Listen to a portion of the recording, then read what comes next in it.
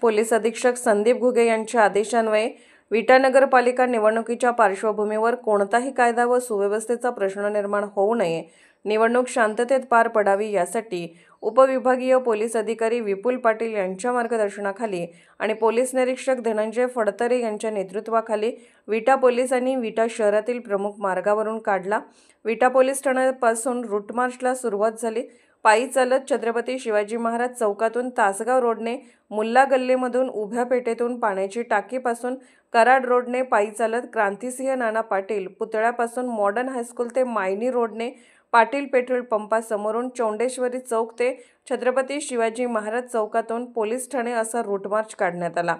या रूट मार्चमध्ये उपविभागीय पोलीस अधिकारी विपुल पाटील, पोलीस निरीक्षक धनंजय फडतरे, सहाय्यक पोलीस निरीक्षक यादव, पोलीस उपनिरीक्षक काळे, पोलीस उपनिरीक्षक सचिन माळी, महाराष्ट्र पोलीस उपनिरीक्षक कांबळे तसेच विटा पोलीस ठाण्याकडील 22 पोलीस अंमलदार तसेच वाहतूक शाखेकडील 5 पोलीस अंमलदार यांच्यासह 5 मोठी वाहने व 2 मोटरसायकल असे रूट मार्च सहभागी झाले होते। यावेळी उपविभागीय पोलीस अधिकारी विपुल पाटील यांनी पोलीस अधिकारी अंमलदार यांना विटा नगर परिषद निवडणुकीच्या अनुषंगाने मार्गदर्शन करून सूचना दिल्या।